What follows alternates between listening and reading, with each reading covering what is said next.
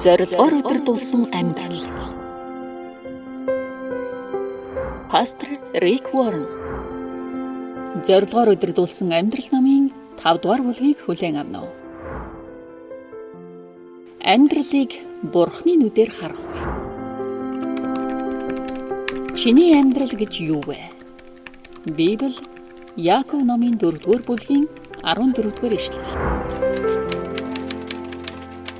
Бид аливаа зүйлийг байгаагаар нь бус өөрсдөө хардаг. Анais нэг. Та амьдралаа хэрхэн харна? Таны амьдрал тийм л болдог. Та өөрийнхөө амьдралыг хэрхэн тодорхойлж байгаагаас таны хувь тавилан тодорхойлогдно. Амьдралыг харж байгаа хараа таныг цагаа юунд зориулах, мөнгийг хэрхэн зарцуулах, авьяас чадвараа юунд зориулах болоод бусадтай харилцах харилцаагаа хэрхэн үнэлэхэд тань нөлөөлдөг. Бусдаас та өөрийнхөө амьдралыг юу гэж хардаг вэ гэж асуух нь тэднийг ойлгох хамгийн сайн аргуудын нэг юм аа. Энэ асуултанд хүний тоогоор өөр хариултууд байдгийг та олж мэднэ. Амьдрал бол цирк, мийнтэй талбай, галзуу хулганд хэмээх тоглоом, эвлүүлдэг зураг, симфони, аялал, бас бүжиг гэгчлэн олон хариултыг би сонсч байсан. Хүмүүс амьдрал бол заримдаа өгсөж, заримдаа уруудаж, эсвэл нэг газраа эргэлдээд л байдаг тойруулга. Амьдрал бол бидний ашигладаггүй 10 араатай ундаг дугуй. Эсвэл амьдрал бол хүзэр тоглож байгаатай адил ямар хүзэр таарна түүгээрээ л тоглох ёстой гэж ярьдаг. Харин хэрвээ би танаас та амьдралаа хэрхэн төсөөлдөг вэ гэж асуувал танд ямар дүр зураг орж ирэх вэ? Жухамдаа тэр төсөөлөл тань амьдралын дүр зураг юм.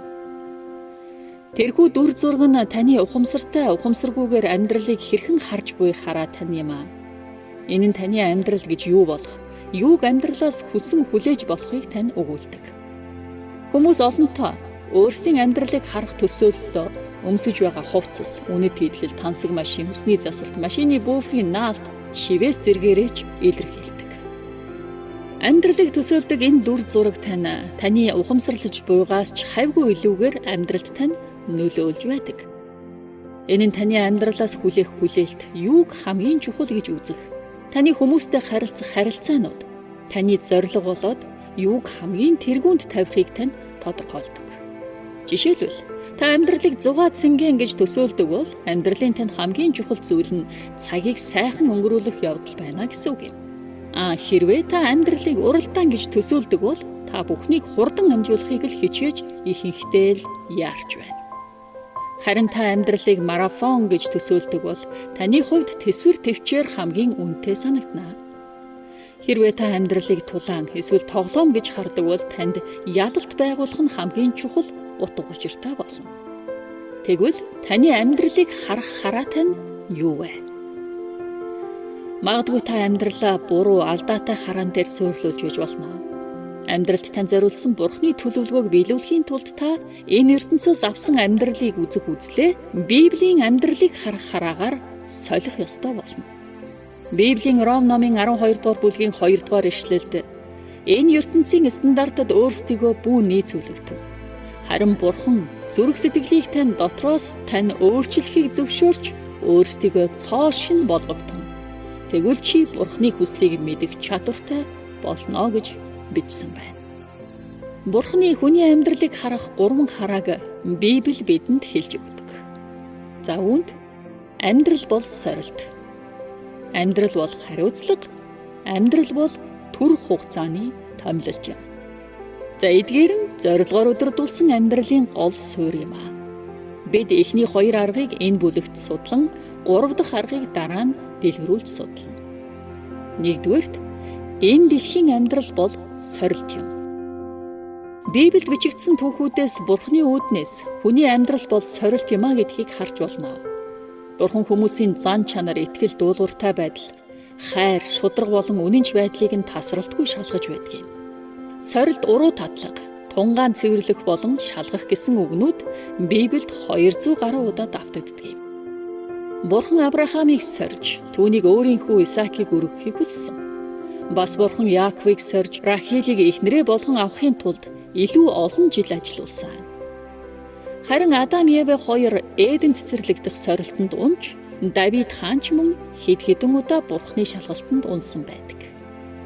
Гэсэн чи Библи бидэнд Йосеф, Рут, Эстер болон Даниил зэрэг хүмүүс Бурхны агуу шалгуурыг итгэмжтэйгээр давсан хүмүүсийн олон жишээг бас өгүүлдэг. Тэгэхэр хүний зан чанар сорилтоор дамжуулан ил болж бас хөгжин төлөвшдөг. Амьдрал тэр чигээрээ л сорилт юм. Бурхан таныг байнга сорин шалгаж байдаг. Хүмүүст асуудал бэрхшээлд, амжилт ололтод, хямрал зөрчилд, өвчин шаналлд, урам хугаралт болон тэр бүхэл цаг агаарт хүртэл таныг хэрхэн хандаж харьцаж байгааг Бурхан тасралтгүй харж байдаг. Тэрээр бүн таны бусдад хаалга нээж өгөх, газар унсан хогийг авах болоод худалдагч зөөгч нарт хэр ээлдэг байгаа зэрэг хамгийн энгийн үйлдэлүүдийг чинь Бурхан харж байдаг. Бурхан танд ямар сорилтууд өгөхийг бид тэр болгон мэддэггүй хэдий ч Библиэс үндэслэн заримыг нь урьдчилан таамаглах боломжтой байдаг. Та том өөрчлөлтүүд, биелэхгүй байгаа амлалтууд, шийдэгдэшгүй асуултууд, хариулагдахгүй байгаа залбирлууд, шударга бус шүүмжлэл тэр бүхэл утга учиргүй мэд эмгэнэлт явдлуудаар дамжуулан соригдох болно. За би өөрийнхөө амьдралаас Бурхан асуудлаар дамжуулж миний итгэлийг, эд хөрөнгөөр дамжуулан намайг юунд найддгийг, хүмүүсээр дамжуулан намайг хайрлаж чадажгүй эсхийг сордгоо гэдгийг ажигласан юм. Харин Бурхан таны амьдралд байгаа эсхийг мэдрэхгүй болох үедээ та хэрхэх вэ гэдэг нь маш чухал сорилт байдаг юм. Заримдаа Бурхан зориудаар биднээс холдох үед бид түүний оршихуйг мэдрэхээ болдог.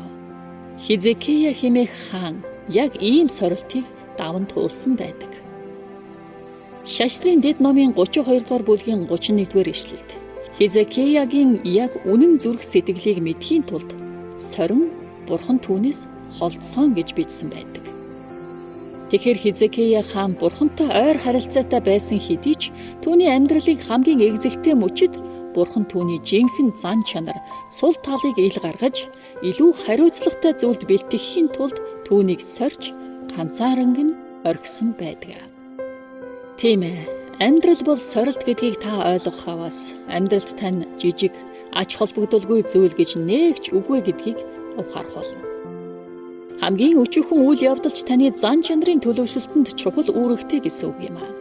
Ингэснээр өдөр бүр чухал цаг мөч болгон нь зан чанарыг танд хөгжүүлэх, бусдад хайраар хандах, Бурханд итгэж найдах боломж болно. Зарим сорилт хэтэрхий дааж давшгүй мэт санагдаж байхад заримыг нь та анзаарахчгүй жижиг байх болно. Эдгээр сорилтууд нь бүгд мөнхийн үр дагавартай байдаг. Харин сайн мэдээ Бурхан таныг амьдралын эдгээр сорилтуудыг давахыг хүсдэг учраас түүний танд өгч байгаа ивэлээс давсан хүнд сорилтыг танд өгдөггүй юм. Библийн 1-р Коринт номын 10-р бүлгийн 13-р ишлэлд Бурхан амлалтаа сахидаг. Тэрээр таны давж гарч чадхааргүй хүнд сорилтыг танд өгдөггүй. Сорилтын үед тэр танд түүнийг туулах хүч, гарах замыг ч өгдөгөө гэж бичжээ. Та альва сорилтыг давах бүрт Бурхан үүнийг ажиглаж, таныг мөнх амьдралд шагнах төлөвлөгөө гаргаж байдаг юм. Яаков номын 1-р бүлгийн 12 дугаар ишлэлд сорилтыг тэсвэрлэдэг хүн ёроолтой. Тэд сорилтыг даваад Бурхан өөрийг нь хайрлагсдад амлсан амийн титмээр шагнагдана гэж өгүүлжээ. За 2 дугаарт энэ дэлхийн амьдрал бол хариуцлага юм. Хариуцлага бол амьдралыг зүйрлсэн Библийн 2 дахь зүйл юм. Энэ дэлхий дээрх бидний амьдрах цаг, бидний эрч хүч, оюун ухаан боломжууд, хүмүүстэй харилцах харилцаанууд болоод нөөц бололцоо бүгдээрээ биднээр хариуцуулж, зохицуулахаар Бурханаас өгсөн бэлэг юм аа. Бид бол Бурханы бидэнд өгсөн зүйлсүүдийг л хариуцсан зохицуулагчид. Бурхан бол энэ дэлхий дээрх бүх юмс болоод бүх хүний эзэн нь юм аа гэдгийг хүлээн зөвшөөрөх үед бид бол зөвхөн түүний бидэнд өгсөн зүйлсийг хариуцсан зохицуулагчид юм а гэдгийг л ойлгоно. Библийн дуулал номын 24-р бүлгийн 1-р ишлэлд энэ ертөнц болон түүн дээрх бүхэл зүйлс, түүн дээр амьдрагсад бүгдээрээ эзнийх юм а гэж бичсэн байна. Бид энэ дэлхийд богинохон хугацаанд амьдрахдаа үнэндээ юу ч эзэмшдэггүй билээ. Биднийг энд төр байх хугацаанд Бурхан энэ дэлхийг бидэнд төрөх хэрэглүүлдэг. Энэ дэлхийн таныг ирэхээс өмнө Бурханы өмч байсан. Таныг нас барсны дараа Бурхан бас өөр хэн нэгэнд төрөх хэрэглүүлнэ. Та зөвхөн төр хугацаанд л энэ бүхнийг таашаан хэрэглэж болох ажээ. Бурхан Адам Еваг бүтээгээд тэдэнд энэ дэлхийг даатхан өөрийн өмч хөрөнгийг халамжлуулахаар итгэмжлэн олгосон юм.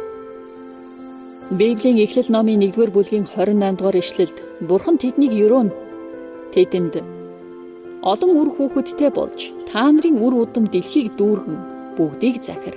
Би чамайг энэ бүхнийг захиран мэдүүлэхээр томиллоо гэж бичсэн байна. Тэгэхээр хүмүүст даалгасан Бурханы хамгийн анхны даалгавар бол энэ дэлхий дээрх Бурханы өмсийг зохицуулан арчлан авч явах байсан. Тэгээд энэхүү үүрэг даалгавар нь хизээж цуцлагдаагүй. Өнөөдөр ч бидний зорилгын нэг нь юм. Бидний эдэлж хэрэглэж буй бүх ил зүйлсийг Бурхан бидний гарт хариуцуулан өгсөн. 1-р Коринт номын 4-р бүлгийн 7-р ишлэлд та нарт байгаа зүйлсийг Бурхан бүгдийг өгөөгүй гэж юу? Хэрвээ чамд байгаа бүхнийг Бурхан л өгсөн юм бол тэр бүхнийг өөрөө олсон мэт юунд сайрхан бардамна вэ гэж бичсэн байна.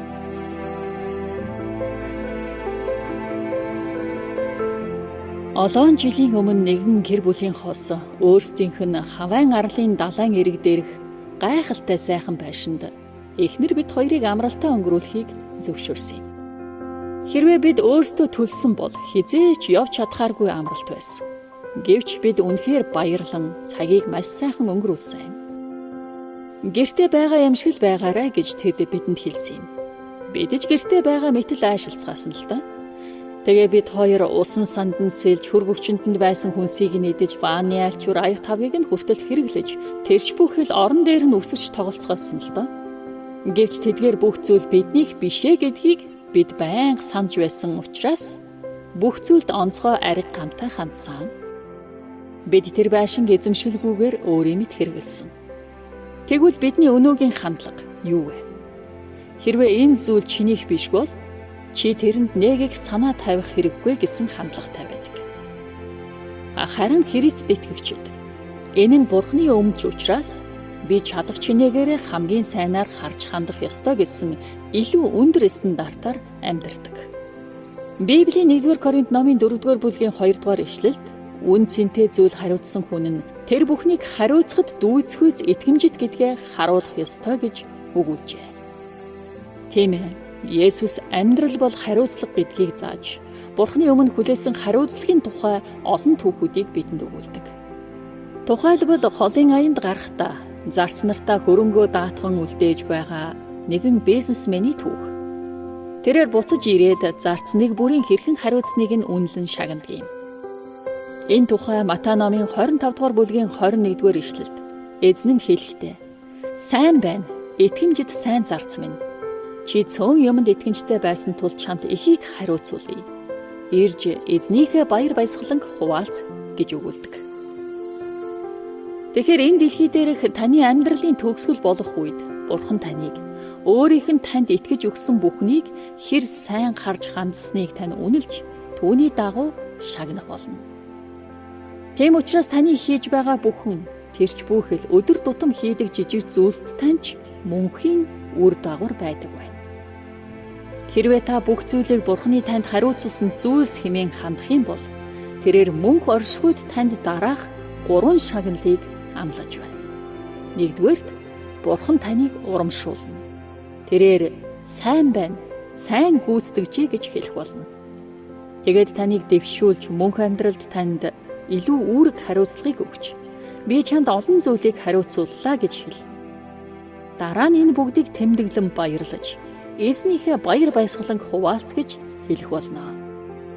Гэтэл ихэнх хүмүүс мөнгө бол Бурханаас ирсэн сорилт, бас хариуцлага гэдгийг ухаардаггүй. Бурхан санхүүгээр дамжуулан биднийг түүнд итгэж найдахад сургадаг. Олон хүмүүст мөнгө бол хамгийн том сорилт нь болдог юм.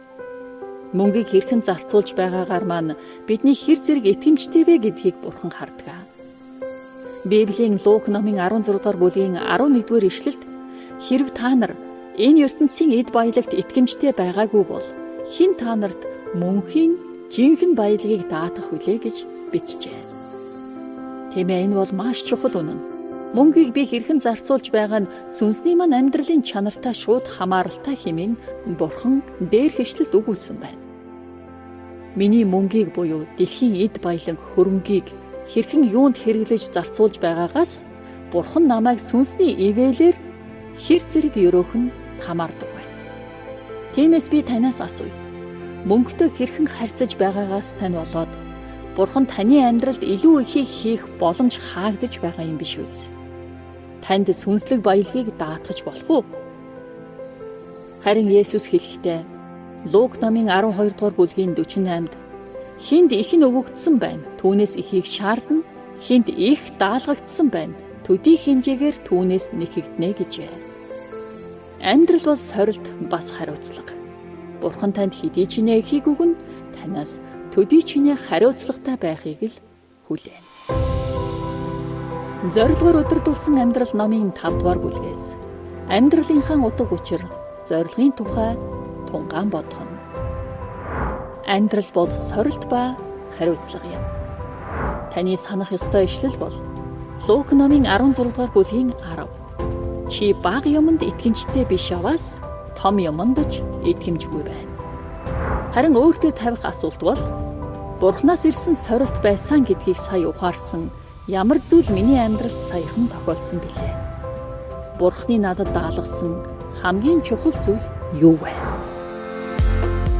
Пастор Рик Ворны бичсэн "Зорилгоор өдөрдүүлсэн амьдрал" номыг Америкийн нэгдсэн улсын Вашингтон ДС хот дахь Энэрл Христийн монголчуулган албан ёсны эрхтэйгээр монгол хэлэнд хөрвүүлэн та бүхэнд хүргэж байна. Харин 42 бүлэг бүхий энэ номыг хамтдаа Zoom-ээр судлан ярилцах хаяг болон цагийн хуваарийг бичлэгээс хүлээн аваарай.